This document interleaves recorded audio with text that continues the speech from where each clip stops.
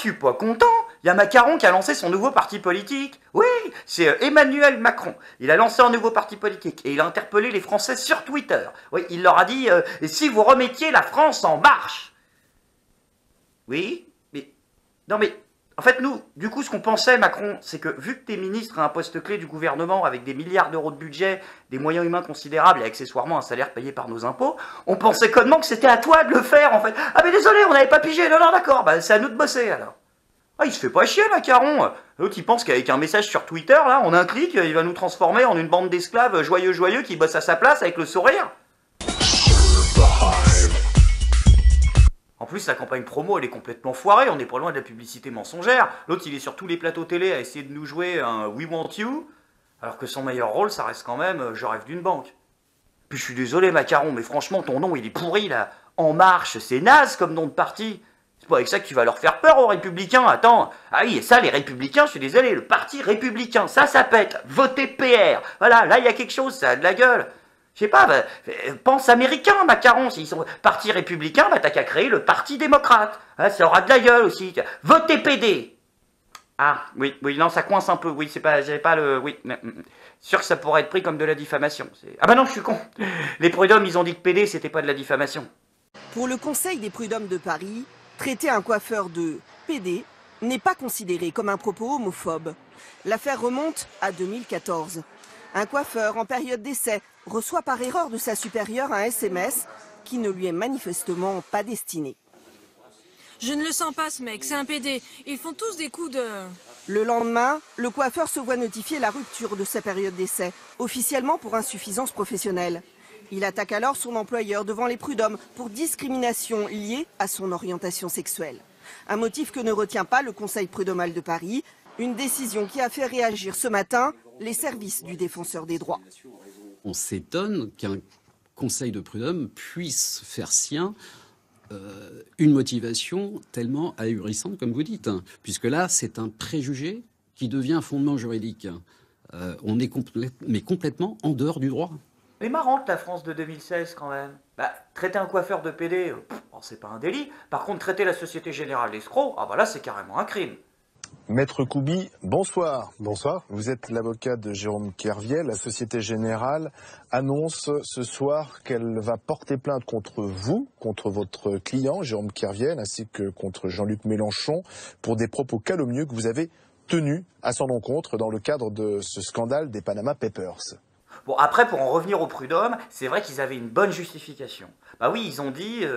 Dans le contexte du milieu de la coiffure, le terme de PD ne peut être retenu comme propos homophobe, car il est reconnu que les salons de coiffure emploient régulièrement des personnes homosexuelles sans que cela ne pose problème. C'est vrai que ça se tient.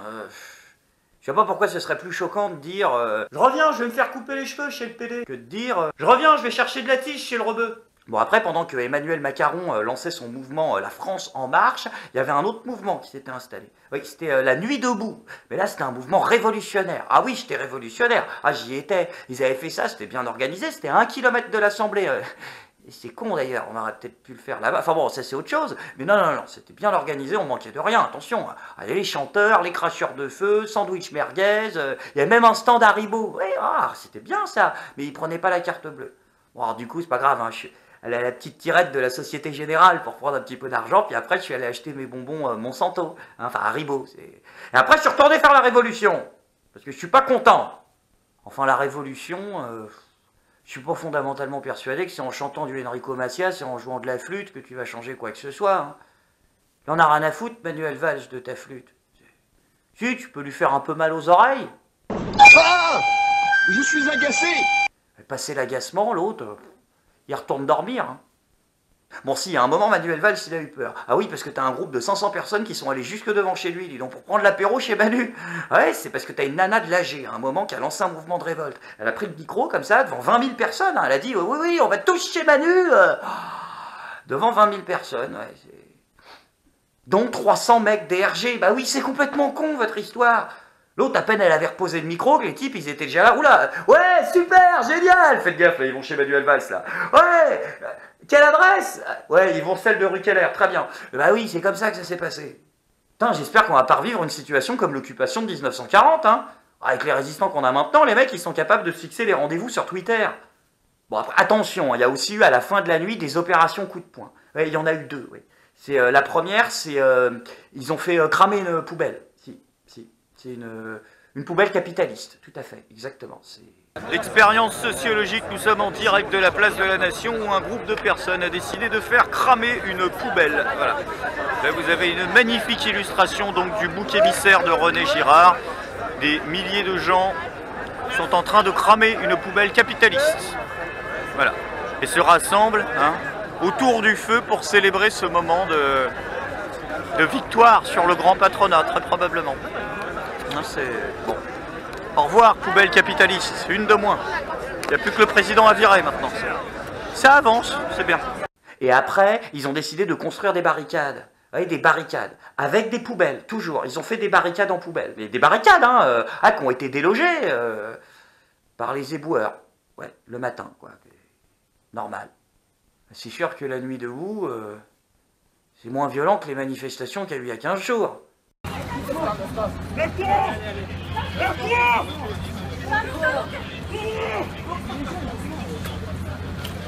Ouh là là là là, oh, ce qu'il a pris dans la mâchoire, l'autre.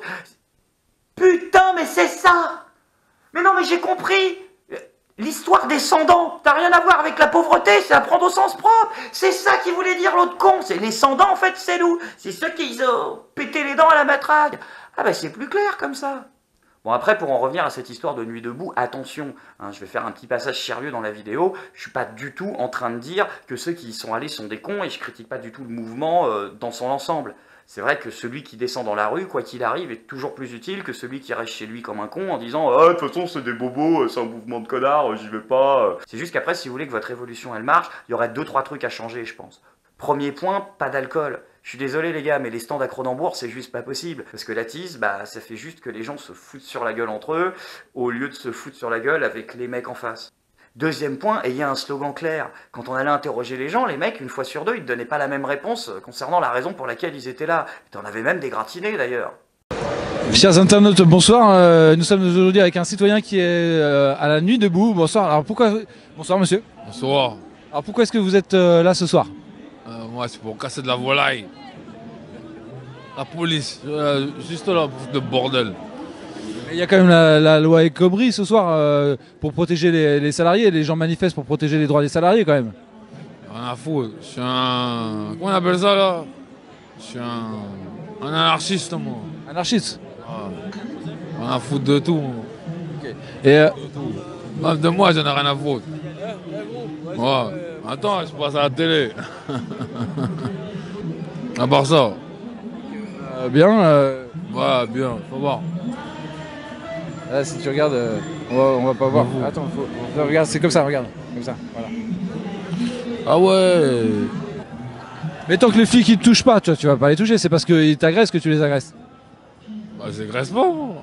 Alors c'est sûr qu'entre ceux qui sont là pour nous parler de la cause animale, ceux qui nous parlent de l'environnement, l'association des transsexuels de Belgique et l'amicale de soutien à la Palestine qui fait cuire des brochettes, c'est pas vraiment facile d'avoir une cohérence idéologique.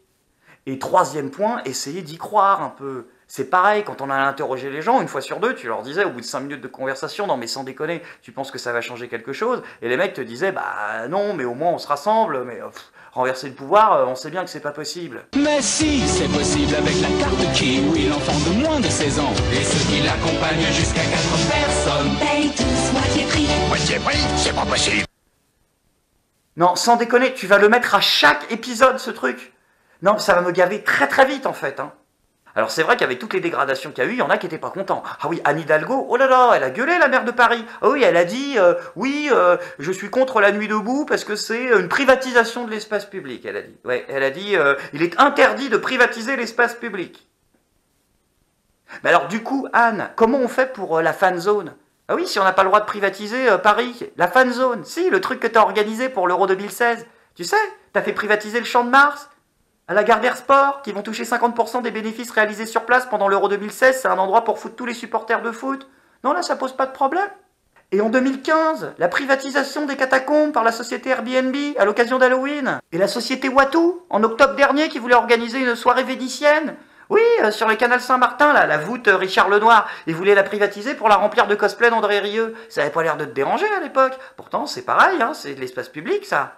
Puis on parlera pas de tout ce que font tes collègues, hein, privatisation des plages pour l'émir du Qatar, privatisation des autoroutes, hein, ça on peut ou pas? C'est possible ou c'est pas possible? Si tu mets le jingle de la carte Kiwi, je te vire.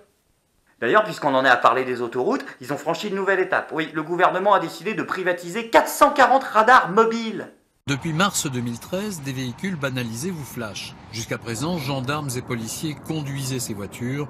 Dès janvier prochain, des personnels d'entreprises privées pourront le faire. Pas forcément une bonne nouvelle pour les automobilistes. Alors je sais ce que vous allez me dire c'est pour faire du pognon. Non, Manuel Valls il a précisé, il a dit que c'était pour notre sécurité. Oui, c'est toujours pour la sécurité, Manuel Valls. Ah oui, bien sûr, l'augmentation des impôts, Dieudonné, les guerres aux quatre coins du monde, c'est pour notre sécurité, c'est pour nous protéger des agressions. Et des terroristes, bien sûr, les terroristes, ils vont... Ah bah oui, parce que le terroriste, imagine, il y aurait eu les radars mobiles avant qu'ils se rendent au Bataclan, l'autre, il y serait pas allé aussi vite. Tiens, qu'est-ce que tu fous, Didier? Pourquoi tu ralentis? Radar mobile quand même, Jean-Claude, on va pas se... Hein? Puis on peut pas les payer, les amendes, si on se fait flasher, dans 2 heures, on est mort. Donc non, ça se fait pas, on y va, mais lentement. Ils auraient peut-être eu le temps de se faire reconnaître. Au moins, l'avantage maintenant, c'est que les forces de gendarmerie et de police vont pouvoir être réaffectées à des choses plus importantes, comme la lutte contre le terrorisme. Voilà. Je suis sûr que dans quelques mois, ils vont nous annoncer des résultats merveilleux.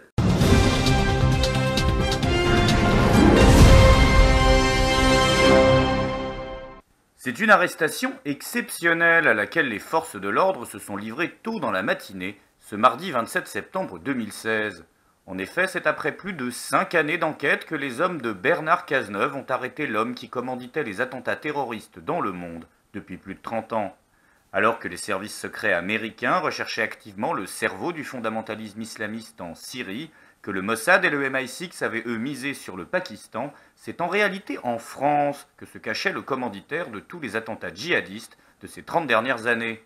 Après une longue mission d'infiltration, c'est finalement le bottin téléphonique qui a aiguillé les hommes de Bernard Cazeneuve jusqu'au domicile de l'homme dont tous les kamikazes crient le nom avant de se donner la mort.